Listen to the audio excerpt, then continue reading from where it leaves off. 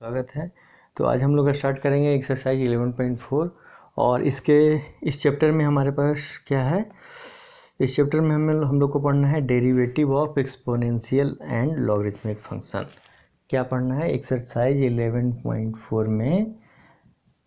क्या पढ़ना है? एक्सपोनेंशियल एंड डेरिवेटिव ऑफ, किसका derivative? Derivative of exponential and logarithmic function का। किसका? एक्सपोनेंशियल एंड लॉगरिथमिक फंक्शन का। तो आइए, मैं जो बोल रहा हूँ, अगर मैं कुछ लिख रहा हूँ आपको समझ में नहीं आ रहा तो जो मैं बोल रहा हूँ उसके अकॉर्डिंग आप लिखिए, ठीक है। Derivative of exponential and logarithmic function. तो एक्सपोनेंशियल ज़्यादा हमें डीप में नहीं पढ़ना है, ठीक है। जो भी थ्योरी है और जो भी फार्मूले होंगे उसके बेसिस पे मैं इतना करा दूंगा कि क्वेश्चन आसानी से बनेगा, और मैं कोशिश करूंगा जितना बेहतर तरीके से आपको पढ़ाएं, ताकि आप हमारे कंटिन्यू वीडियो को देखते रहिए, और जो भी दिक्कत हो आप हमें कमेंट बॉक्स में बताइए। तो देखिए, एक्सपोनेंशियल फंक्शन की बात करते हैं। तो एक्सपोनेंशियल फंक्शन ई है। ई एक क्या है? एक्सपोनेंशियल फंक्शन है। इसको अगर एक्सपेंड फॉर्म में लिखना है और इसका वैल्यू हमें फाइंड आउट करना है तो कैसे लिखेंगे? 2 का फैक्टोरियल प्लस 1/3 का फैक्टोरियल प्लस कहाँ तक? 2 अप टू इन्फिनिटिव तक। कहाँ तक? Up to infinitive. देखिए यहाँ पे ई टू दी पावर कुछ नहीं तो क्या है? 1 है, ठीक है। यानी 1 का पावर जितना ही फैक्टोरियल है ना, वो उसका पावर भी है। यानी 1 का पावर 1 फैक्टोरियल 1, यानी 1 का पावर 2 फैक्टोरियल 2। तो 1 का पावर अगर 2, 3, 4, 100,000 जो भी लिख देंगे, कोई इफेक्ट नहीं पड़ने वाला है। यानी जितना पावर है उसका उतना फैक्टोरियल लिख रहे हैं। तो ई एक क्या है? ई एक इरेशनल फंक्शन है। आप याद रखिएगा, जो ई क्या है? E is a irrational function. क्या है? Irrational function. आप नोट डाउन करते जाइए पैरेलली, जैसे मैं बोल रहा हूँ। E is a irrational function, और इसका जो वैल्यू है, और इसका वैल्यू कहाँ लाई करेगा? वैल्यूज लाइज बिटवीन इसका जो वैल्यू है वो लाई करेगा कहाँ से? 2 and 3 के बीच में। Lies between 2 and 3। ई का जो वैल्यू है वो लाई करेगा 2 और 3 के बीच में। इसको ई को क्या बोलेंगे? Irrational function. इसको एक्सपेंड करने का क्या है फॉर्मूला? ये फॉर्म है। अगर ई टू दी पावर एक्स है तो इसको कैसे एक्सपेंड करेंगे? 1 प्लस, ठीक है, 1 प्लस इसका पावर क्या है? एक्स है।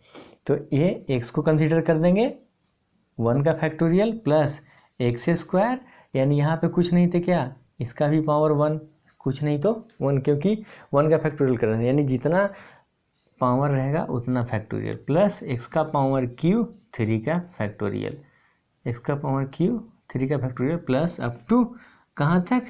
इन्फिनिटिव तक, ठीक है। तो ई टू दी पावर एक्स क्या हो गया? ई टू दी पावर एक्स क्या हो गया? ये नेचुरल एक्सपोनेंशियल फंक्शन है। क्या है? Natural exponential function. आप लिखते जाइए, ये क्या है?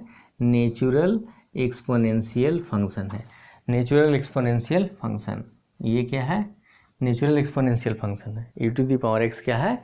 नेचुरल एक्सपोनेंशियल फंक्शन है, ठीक है। ई टू दी पावर एक्स क्या है? नेचुरल एक्सपोनेंशियल फंक्शन है। अब आइए, अगर y इजकल टू, और इसका रेंज क्या होगा? इसका जो रेंज होगा ना, इसका रेंज कहाँ से कहाँ तक होगा? 0 से इन्फिनिटिव तक होगा। इसका रेंज क्या होगा? आप लिख लीजिएगा, इसका जो रेंज है 0 से इन्फिनिटिव तक होगा। और देखिए इसका ग्राफ कैसे होगा, इसका ग्राफ भी हम लोग देख लेते हैं। इसका जो ग्राफ होगा, y इजकल टू क्या है? ई टू दी पावर एक्स है। इसका रेंज कहाँ है? इसका रेंज 0 टू इन्फिनिटिव है। इसका रेंज क्या है? 0 टू इन्फिनिटिव है। अगर इसका देखिए ग्राफ क्या होगा? ग्राफ, आइए इसका ग्राफ देखते हैं। ये y हुआ, ये y, ये x, और ये x डैश, और ये y डैश। देखिए ये y का पॉजिटिव वैल्यू, x का पॉजिटिव वैल्यू, x का निगेटिव वैल्यू, y का निगेटिव वैल्यू। आइए ये y इजकल टू e⁻x है। अगर x का वैल्यू हम 0 मानते हैं, यानी ये ओरिजिन पॉइंट, ठीक है। अगर x का वैल्यू 0 मानेंगे तो अगर e⁻0 होगा तो उसका वैल्यू क्या है, किसी भी वैल्यू पे अगर 0 पावर है तो उसका वैल्यू कितना होता है 1, तो y इजकल टू क्या होगा 1। अगर y का 1 का वैल्यू हम यहाँ पे कंसीडर करते हैं तो x इजकल टू 0 और y इजकल टू 1। तो अगर ऐसे ही अगर x का वैल्यू 1 रखते हैं, यानी पॉजिटिव वैल्यू हम लेते हैं, तो ऐसे बढ़ते जाएगा। और x का वैल्यू अगर 0 ले रहे हैं तो y इक्वल टू 1 है, तो ऑब्वियसली अगर 1 रखेंगे तो उससे ज़्यादा होगा, यानी इसका ग्राफ कैसे इंक्रीज होगा, इसका ग्राफ ऐसे जाएगा। और जो ये ग्राफ बनेगा, यानी अगर निगेटिव वैल्यू लेंगे तो इसका वैल्यू क्या होगा, डिक्रीज करेगा कि नहीं करेगा, यानी इसका ग्राफ ऐसे होगा। तो ये आपका y इक्वल टू e⁻x का ग्राफ हो गया। ठीक है, समझ में आया कि नहीं है? ठीक है, तो ये आपका ग्राफ हो गया है। आप ग्राफ याद रखिए। आइए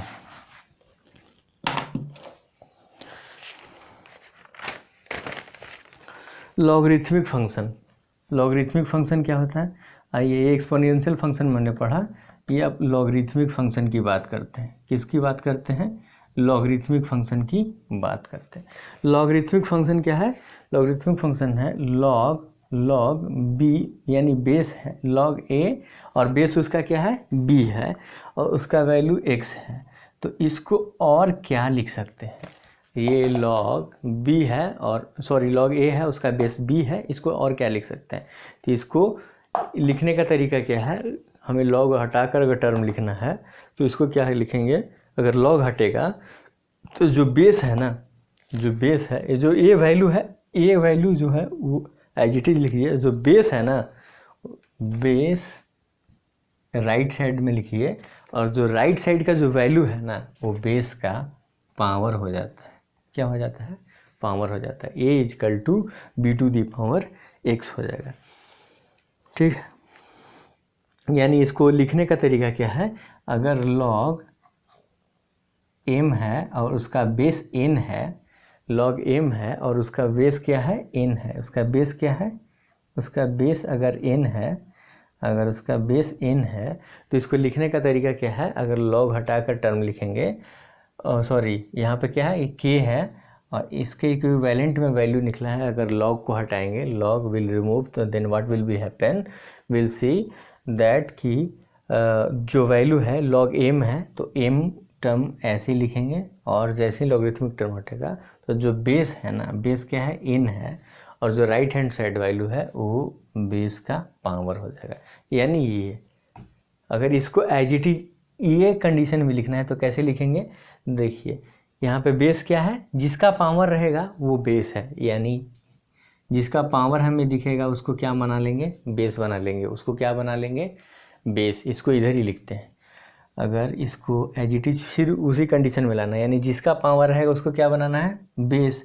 तो बेस को कब लिखेंगे, जब लॉग वाले टर्म लिखेंगे। तो बेस हो गया n, ठीक है, और जो लेफ्ट हैंड साइड में रहेगा वो वैल्यू रहेगा, और जो पावर था वो राइट हैंड साइड का वैल्यू होता है, वो तो हमें पता है। यानी ये वाला सेम फॉर्म में आ गया कि नहीं आ गया? तो आप इसको ऐसे लिख सकते हैं कि नहीं लिख सकते हैं? जैसे मैं एक एग्जांपल ले लेते हैं, एक एग्जांपल मैं लेता हूँ। एग्जांपल क्या है कि 2 to the power 4 is equal to 16। इसको आप लॉगरिथमिक फॉर्म में लिखिए, लॉग वाले टर्म में लिखिए। तो लॉग वाले अगर टर्म में इसको अगर लिखें तो कैसे लिख सकते हैं? मैंने क्या बोला कि जिस टर्म पे पावर रहेगा उसको क्या मान लेना है, उसको बेस बना लेना है। उसको क्या बना लेना है, बेस। और जो पावर रहेगा, यानी जो पावर रहेगा वो क्या हो जाएगा, that will be, power will be equal to RHS value. Power is RHS value, आप याद करने के लिए लिख सकते हैं। पावर क्या होगा, वो RHS वैल्यू हो जाएगा। तो बेस किसके साथ लिखते हैं हम लोग, बेस किसके साथ लिखते हैं, लॉग वाले टर्म के साथ। तो लॉग बेस क्या है, 2, और पावर को क्या लिखते हैं, पावर राइट हैंड साइड का वैल्यू हो जाता है। राइट हैंड साइड किधर हो गया, इजकल टू के बाद, और ये लेफ्ट हैंड साइड में लिखे हैं लॉग वाले टर्म को, और जो वैल्यू हो जाएगा, यानी वैल्यू क्या है, 16, यानी 16 ये हो गया। तो आपको इसको ये लिख सकते हैं।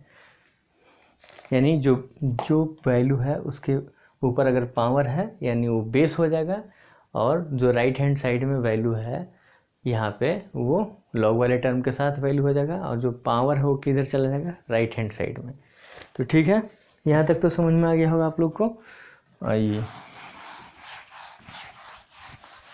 लॉग का गेम हम लोग ओवर करते हैं, और भी बहुत ही आसान तरीक़ा से ओवर करते हैं, जो कि आपको बहुत ही आसान तरीक़ा से समझ में आने वाला है। एक और टर्म लिखिएगा, पॉइंट ये नोट कीजिएगा। If base of logarithmic function, क्या कह रहा है, मैं जैसे जैसे बोल रहा हूँ उसको लिखिएगा। If base of logarithmic function, if base of logarithmic function, if base of logarithmic function क्या है, इज ई। अगर किसी भी लॉगरिथमिक फंक्शन का अगर बेस ई है, बेस इज ई, अगर किसी भी लॉगरिथमिक फंक्शन का बेस क्या है, ई है, then it is called, then तब ये क्या कहा जाएगा, then it is called as, then it is called as क्या, नेचुरल लॉगरिथमिक फंक्शन। क्या कहा जाएगा, नेचुरल लॉगरिथमिक फंक्शन। ये क्या कहा जाएगा, नेचुरल लॉगरिथमिक फंक्शन। अगर if base of logarithmic function is e, then it is called as natural logarithmic function. अगर किसी भी लॉगरिथमिक फंक्शन का अगर बेस ई होगा तो उसको क्या बोलेंगे, नेचुरल लॉगरिथमिक फंक्शन। हम लोग पिछले पॉइंट में क्या देख रहे थे कि अगर कोई भी एक्सपोनेंशियल फंक्शन है और उसका पावर x है तो क्या हो रहा था, नेचुरल एक्सपोनेंशियल फंक्शन, और वहाँ पे अगर बेस ई हो जाएगा लॉग के साथ तो लॉगरिथमिक क्या हो जाएगा, वो क्या हो जाएगा, वो नेचुरल लॉगरिथमिक फंक्शन हो जाएगा। ठीक है, और इसको क्या, इसको डिनोट करेंगे, डिनोटेड बाय किससे डिनोट करेंगे, denoted by log e to the power x, यानी log x और बेस e बेस हो जाएगा। और इसको क्या लिख सकते हैं, इसको और भी लिख सकते हैं, ln x भी लिख सकते हैं। ये हो गया आपको नेचुरल लॉगरिथमिक फंक्शन जिसका बेस e हो गया। ठीक है, चलिए